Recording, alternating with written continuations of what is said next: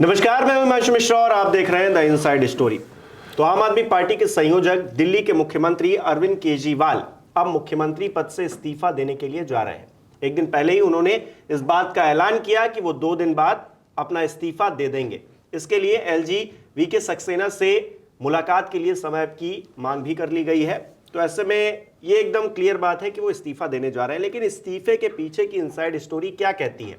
जो बाउंसर डाला गया है अरविंद केजरीवाल की तरफ से, वो किसके लिए है? क्या वो भारतीय जनता पार्टी के लिए? और भारतीय जनता पार्टी उस बॉल को किस तरह से खेलेगी, इस बात पर भी हर किसी की निगाह है। अब देखिए क्या होने जा रहा है इस्तीफे के बाद और पहले की जो इनसाइड स्टोरी है, जानने की कोशिश करेंगे। डॉक्टर संजीव त्रिवेदी जी हमारे साथ है। संजीव जी, किस तरह से देखें, ये बाउंसर भारतीय जनता पार्टी के लिए ही है? पहला सवाल तो ये, और दूसरा ये कि भारतीय जनता पार्टी के लिए है तो वो कैसे खेलेगी इस बॉल को, क्योंकि अरविंद केजरीवाल जेल से बाहर आते ही खेल करने में लग गए। हाँ देखिए, है तो वो इंजीनियर लेकिन यहाँ पर आपने उनको क्रिकेटर की संज्ञा दी है। देखिए, देश की राजधानी दिल्ली से जुड़ी हुई ये बड़ी महत्वपूर्ण खबर जो है वो केवल दिल्ली वालों के लिए नहीं, बल्कि ये समझ लीजिए कि पूरे देश के लिए बहुत महत्वपूर्ण है। हर व्यक्ति दिल्ली से अपने आप को तो जुड़ा हुआ महसूस करता ही है। और दिल्ली में क्या होने जा रहा है, अब दिल्ली की राजनीतिक पृष्ठभूमि को आप देखिए। पॉलिटिकल हिस्ट्री कहती है दिल्ली की कि सन 1998 से लेकर 2013 तक 15 वर्षों तक श्रीमती शीला दीक्षित मुख्यमंत्री रहीं, और फिर उसके बाद अरविंद केजरीवाल आ गए, और 2013 उसके बाद फिर वो सिलसिला आप जानते हैं किस तरह से, पहले कुछ दिनों की सरकार, फिर कुछ, और वो होता हुआ सिलसिला आज 11 साल बाद 2024 में वो पद छोड़ देंगे, और पद छोड़ देंगे वो मंगलवार को। आपने बताया भी कि समय ले लिया गया है, 4:30 बजे का समय है। उसके पहले विधायक दल की बैठक होगी 11:30 बजे मंगलवार को, विधायक दल की बैठक। और विधायक दल की बैठक बड़ी क्रूशियल बैठक है, क्योंकि जैसा कि हम लोगों ने बात किया कि पिछले 26 सालों में 2 ही मुख्यमंत्री हुए हैं। तो आप ये सोच लीजिए कि 2 मुख्यमंत्री के बाद ये तीसरे मुख्यमंत्री कौन होने जा रहे हैं, ये विधायक दल की बैठक में तय होगा। भले ही उनका कार्यकाल छोटा रहने वाला है इस विधानसभा में, लेकिन किसको वो चुनते हैं ये तो बड़ा महत्वपूर्ण है। तो ये सिलसिला है, कार्यक्रम है मंगलवार का, जब विधायक दल की बैठक में नया नेता चुनने के बाद विधिवत तरीके से अपना इस्तीफा लेकर केजरीवाल 4:30 बजे एलजी साहब से मिलेंगे और इस्तीफा दे करके स्वतंत्र हो जाएंगे। फिर नए मुख्यमंत्री जी नए सिरे से अपने नए मंत्रियों को चुनेंगे। अभी तो आप जानते हैं जैसे आतिशी मंत्री हैं, गोपाल राय मंत्री हैं, सौरभ भारद्वाज मंत्री हैं, कैलाश गहलोत मंत्री हैं, इमरान हुसैन मंत्री हैं। आपने ये सब नाम गिनवाए, सब सीएम बनने की रेस में इसीलिए गिनवाए। तो कौन होते हैं सीएम, उस पर नजर रहेगी। वो झारखंड मॉडल होगा जो पहले बिहार में चल चुका है, या फिर बिहार का वो दूसरा नायाब मॉडल होगा जो लालू जी के टाइम में चल चुका है। अपनी जगह किसी को बना देना फिर बाद में हटाना, ये तो बड़ा गड़बड़ है। क्योंकि ये दोनों मॉडल जो है, झारखंड और बिहार वाला, ये गलत नतीजे दे करके गया। बागी हो गए दोनों, चंपई सोरेन हालिया उदाहरण, और उसके पहले जीतन राम मांझी। हालांकि पार्टी में फाड़ ना हो, इसके लिए अरविंद केजरीवाल जी की धर्मपत्नी वो सबसे प्रबल दावेदार मानी जा रही हैं कि वो बनती हैं तो किसी को ना दिक्कत होगी और ना पार्टी में कोई फाड़ होगा। इससे अरविंद केजरीवाल जी को भी कोई दिक्कत नहीं होगी, घर की चीज घर पे ही रहेगी। अब सवाल यह है कि क्या मुख्यमंत्री की कुर्सी घर की चीज है क्या? अब नहीं, सीएम की कुर्सी मतलब अब उन धर्मपत्नी को हो, या क्योंकि अब कहा जा रहा है कि अगर इस्तीफा देंगे तो फिर अपना घर भी खाली करना पड़ेगा। तो देखिए हिमांशु, ये प्रेडिक्टेबल हो जाएगा। राबड़ी देवी को बना दिया था लालू जी ने और जेल चले गए थे 1997 में। उस तरह का कोई काम करेंगे अरविंद केजरीवाल, मुझे लगता नहीं है। वो प्रेडिक्टेबल बिहेवियर में विश्वास भी नहीं रखते हैं और कुछ ऐसा नया करते हैं। ही pools out surprises from his hat. तो क्या पुल आउट करेंगे सरप्राइज वो, ये अपने आप में देखने वाली बात होगी, क्योंकि आप जितने भी नाम ले रहे हैं ये बड़े स्वाभाविक तरीके से कंसीडर होंगे, लोगों के दिमाग में होंगे, ये तो है। पर लक्ष्य ये नहीं होगा कि इन 5 महीनों में मुख्यमंत्री रहे कौन। लक्ष्य ये होगा कि इस नाम से 5 महीनों के बाद या 4 महीनों के बाद या 2 महीनों के बाद जो इलेक्शन होने वाला है उसमें कितनी मदद मिलती है। नहीं, ये मास्टर स्ट्रोक है या फिर कांग्रेस के कुछ नेता कह रहे हैं ड्रामा है, ये असल में आखिरकार ये किसके लिए दिक्कतें पैदा करने वाला है ये जो फैसला है। आम आदमी पार्टी को इससे फायदा होगा, नो डाउट। एक इमोशनल कार्ड अरविंद केजरीवाल जी ने खेला है, नो डाउट, लेकिन इससे नुकसान किसे होने जा रहा है? कौन सबसे ज्यादा परेशान होगा इस बात से?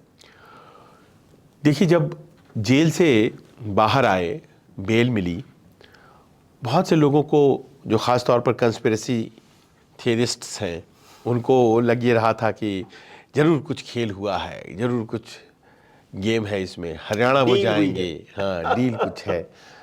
उन्होंने न्यायपालिका को भी नहीं छोड़ा और ये कहा जाने लगा कि वो हरियाणा जाएंगे और हरियाणा में 1 से 1.5% गैर भाजपा मतों को अपनी तरफ खींच लेंगे और कांग्रेस को नुकसान हो जाएगा, तो ये भारतीय जनता पार्टी का फायदा हो जाएगा। ये संभावना अभी खत्म तो हुई नहीं है, ये संभावना कायम है और लोगों को उसी वजह से जो आप कह रहे हैं कि अपने एग्जिट का एक प्लान जो है वो तैयार कर लिया केजरीवाल ने। अब हम लोग तो जानते नहीं है कि ये डील है या नहीं है और ख़ास तौर पर किस तरह से एस्पर्शंस कास्ट किए जा रहे हैं न्यायपालिका पर, जो अमूमन होता नहीं है।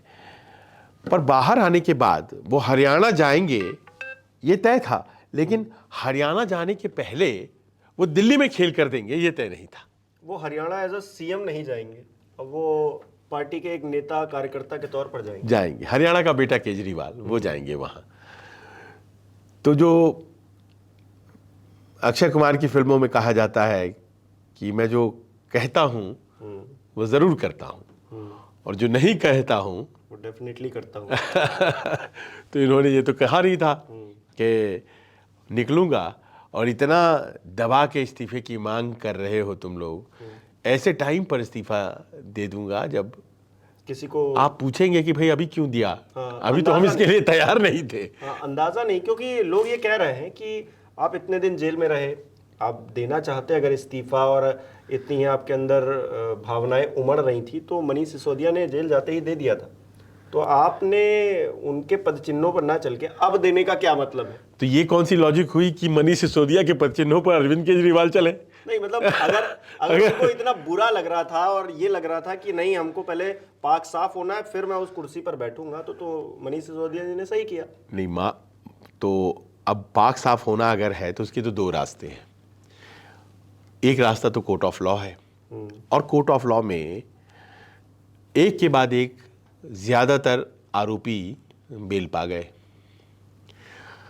ट्रायल में डिले हो रहा है और जो डिले है वो कहीं ना कहीं जो प्रोसिक्यूशन है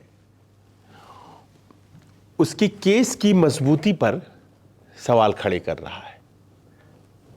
हो सकता है कि उनके पास बहुत स्ट्रॉन्ग एविडेंसेस हों जो लेटर ऑन दिखाई पड़े, लेकिन फिलहाल जो केस की स्थिति है कि जो बचाव पक्ष है उसको इस बात पे राहत मिल गई कि भाई आप किए क्या है, अभी तक आपने क्या क्या इस्टेब्लिश किया है, क्या ट्रेल बनाई है, क्या है आपके पास एविडेंस। तो जज साहब जो है उन्होंने वो नियम का पालन करते हुए कि bail should be the rule and jail should be the exception, उन्होंने बेल दे दिया। अगर मान लीजिए आप ये कह देते कि देखिए साहब ये एविडेंसेस हैं, अकाट्य हैं, जो कि इनके बाहर जाने से प्रभावित हो जाएंगी, ये सीएम है, इन्हीं के अंडर में सारे अधिकारी हैं जो हमारे गवाह हैं, ये सीएम हैं, इन्हीं के दायरे में आते हैं वो सारे व्यापारी जो कि हमारे गवाह हैं और जो इनसे डरते हैं, पता नहीं कौन सा लाइसेंस कैंसिल हो जाए, पता नहीं कौन सा मामला उनके खिलाफ बन जाए। तो ये एविडेंस जो है ये बड़ा माकूल एविडेंस है और इनके बाहर जाने से नुकसान हो जाएगा केस को। ऐसा अगर रख पाते तभी तो ये संभव है ना कि बहुत से अधिकारी को उन्होंने बनाया होगा, गवाह उन्होंने बनाए होंगे, बहुत से व्यापारियों को भी गवाह। लेकिन अगर उनमें से कुछ भी ऐसा होता कि जो क्लिंचिंग होता, कन्विंस करता कोर्ट को कि नहीं नहीं, अगर ये बाहर जाते हैं तो ये जो सेट ऑफ एविडेंसेस है, ये सेट ऑफ पीपल हैं जो कि विटनेसेस के तौर पर आएंगे, ये सब प्रभावित हो सकते हैं, तो नहीं मिलता, बहुत केसेस में नहीं मिलता है। लेकिन ऐसे में जो शर्तें लगाई गई कोर्ट को, क्या अरविंद केजरीवाल ने इस्तीफा देकर उनको ओवरलैप नहीं कर दिया? क्योंकि उन्होंने कहा आप क्या शर्त लगा रहे हैं, मैं तो खुद ही नहीं जा रहा। नहीं नहीं नहीं, अब वो खुद नहीं जा रहे हैं, चलिए कहा गया कि आप सचिवालय नहीं जाएंगे, किसी फाइल पर साइन नहीं करेंगे। अब जो दूसरा आएगा व्यक्ति वो तो कर सकता है ना, उसके ऊपर थोड़ी ना कोर्ट ने सैंक्शंस लगा बिल्कुल करेगा। और क्या अरविंद केजरीवाल जी को राहत देने के लिए अगर कुछ करना होगा तो क्या वो सीएम नहीं करेगा? बिल्कुल करेगा। तो ये तो ओवरलैप हो गया। हाँ, पर हकीकत तो यही है कि अगर आपके पास है वो एविडेंस, है ना, तो कोर्ट को कन्विंस करने में आप सफल होते और फिर आप इस बात को एक तरह से इस्टेब्लिश कर देते कि भाई इनका कम से कम सीएम बनना जो है या बाहर जाना जो है वो खतरनाक हो जाएगा केस के लिए। प्रभावित करने वाली बात तो अभी भी हो संभव है। ये कहते कहते तो इतने महीनों तक जेल में रख दिया। हाँ, पर अब देखिए कि अब कोर्ट कन्विंस नहीं इस बात से। कोर्ट कन्विंस नहीं हुआ, बाहर आ गए, तो देखिए पहला पॉइंट तो ये हो जाता है, जो केस का फैसला 5-7 साल लग सकते हैं, ज्यादा भी लग सकता है, पर केस का जो प्रोसेस होता है उस प्रोसेस से भी बहुत चीजें तय होती हैं। जैसा कि पहला होता है बेल। अब ये जो बेल, खासतौर पर क्रिमिनल ऑफेंसेस में बेल अगर मिल जाता है तो पॉपुलर परसेप्शन क्या है, अरे बेल मिल गया, बेल मिल गया, मतलब यह है कि केस हल्का है। हालांकि ऐसा होता नहीं है, एक्विटल से बेल मिल जाने का कोई संबंध नहीं है। किसी केस में आप बरी हो गए, इसका कोई संबंध बेल से नहीं है। बेल पाने वाले भी तो बाद में जाकर के कन्विक्ट हो जाते हैं, तो इसका ये कतई नहीं। लेकिन परसेप्शन जो है पॉलिटिक्स में बहुत इंपॉर्टेंट होता है। तो परसेप्शन एक बन गया है कि सारे मुख्य प्लेयर जिनको अरेस्ट किया गया था वो सारे के सारे बाहर आ गए। अब केजरीवाल एक ऐसे टाइम पर बाहर आए जब सामने चुनाव 5-4 राज्यों में होने वाले हैं, 2 के घोषित हो चुके हैं। भारतीय जनता पार्टी भिड़ी हुई है, दिल्ली के इसके बाद होने वाले हैं। सारे पत्रकार और सारी मीडिया लिख रही है कि इसके बाद दिल्ली के होंगे और उसके बाद बिहार के होंगे, लिख रही हैं। यही उन्होंने अपॉर्चुनिटी ढूंढ लिया। भारतीय जनता पार्टी का दिमाग लगा हुआ है महाराष्ट्र बचाने में, लगा हुआ है हरियाणा बचाने में, प्रेस्टीज लगी हुई है इन दोनों राज्यों में, क्योंकि लोकसभा चुनाव में हार हो चुकी है इन दोनों राज्यों में। 5 सीट हार गए हरियाणा में और वहाँ तो ज़बरदस्त हार हुई, कहाँ 42 से कहाँ 17 हो गए, तो वहाँ तो बहुत मुश्किल है एनडीए के लिए। इनका इस तरफ ध्यान लगा हुआ था, इसी बीच इन्होंने डिसॉल्व कर दिया या रेजिग्नेशन कर दिया। अब चुनाव तो कराने होंगे, फरवरी 11 तक टाइम है दिल्ली असेंबली का, तो चुनाव जनवरी में आराम से हो सकते थे। लेकिन एक स्थिति बना दी कि चुनाव कराइए। अब भारतीय जनता पार्टी के सामने एक प्रश्न है, या तो वो कहें कि हम तैयार हैं जी, आज अभी करा लो चुनाव, या फिर वो जिसको आपने हेडलाइन दिया है कि वो हुक कर दे, वो कहें कि तैयार हैं हम।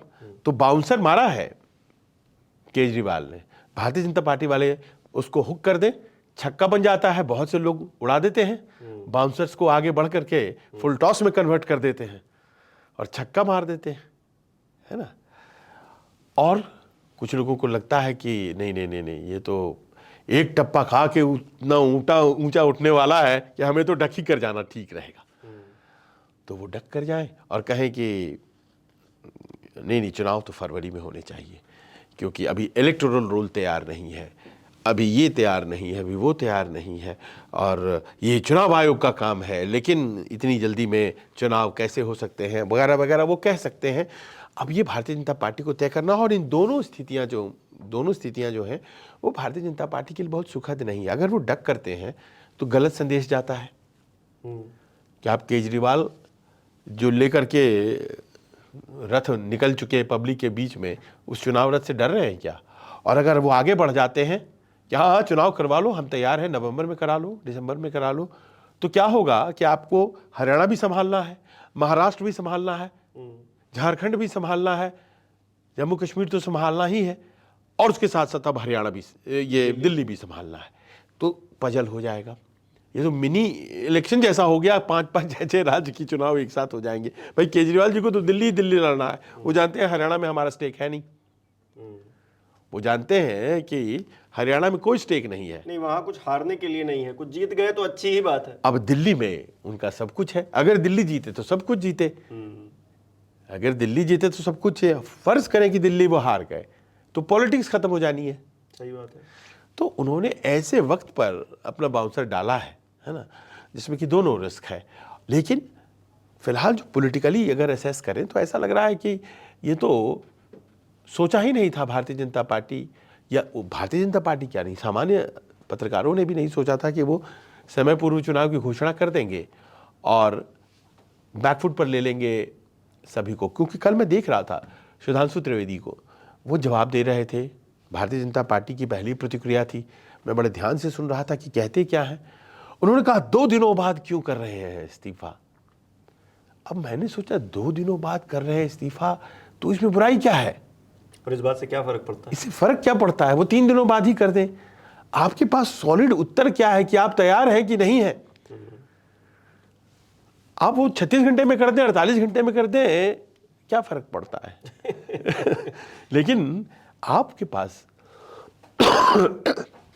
शायद प्रिपरेशन उस लेवल का था नहीं। देखिए आदमी तो दिमाग से लड़ता है ना पहले, उसके बाद ज़मीन पे आता है लड़ने के लिए।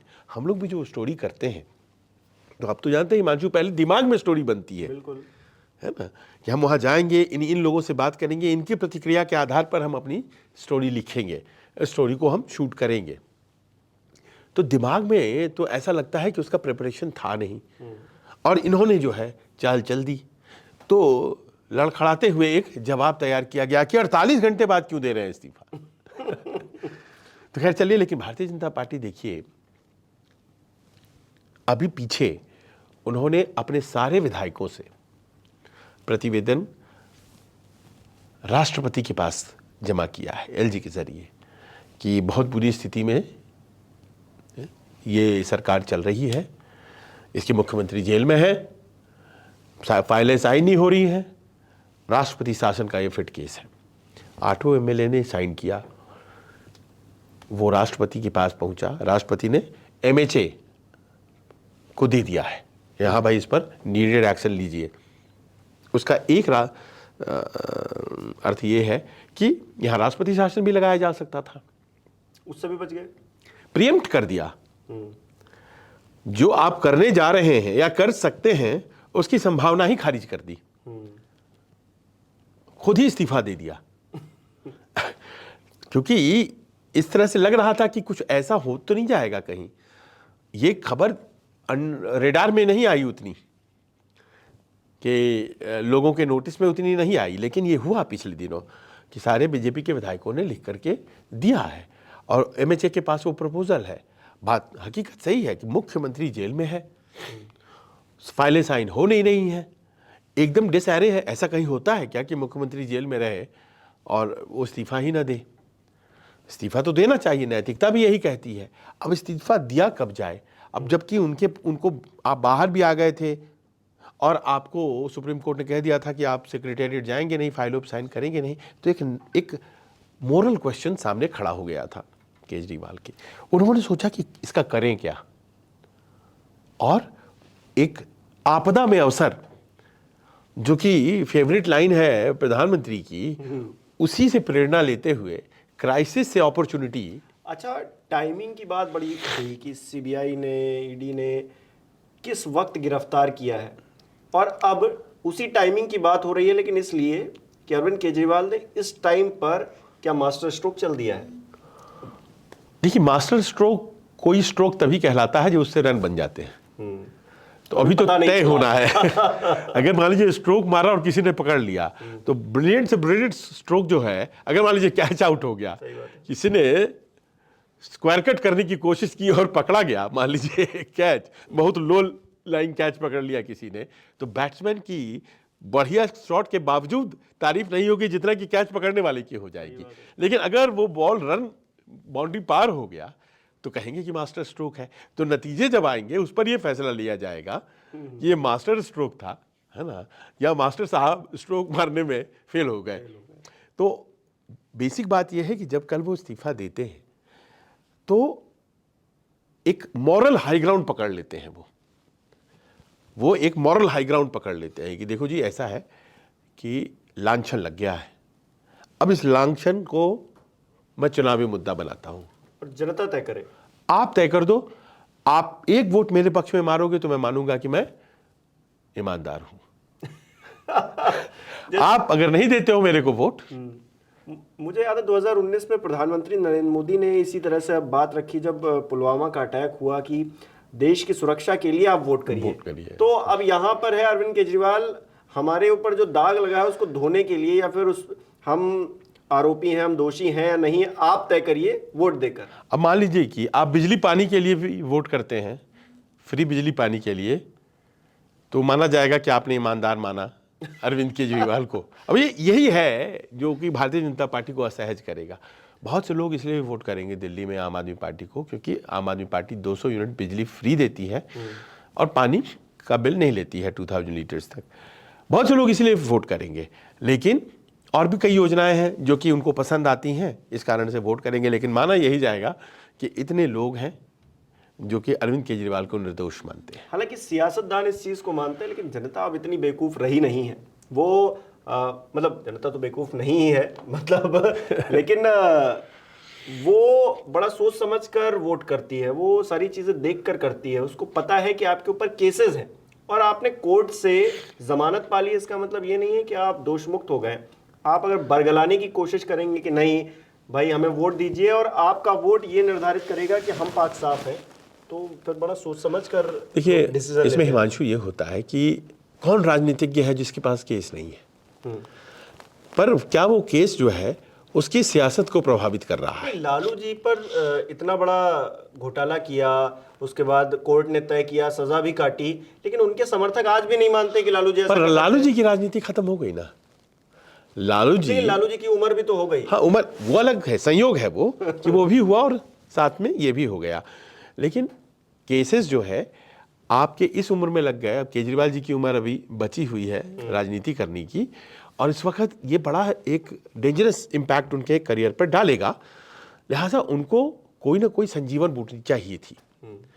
उन्होंने इस अपॉर्चुनिटी को संजीवनी के तौर पर इस्तेमाल कर लिया है और भारतीय जनता पार्टी को छोड़ करके आज की तारीख में दिल्ली में कोई है नहीं जो उनको टक्कर भी दे सके।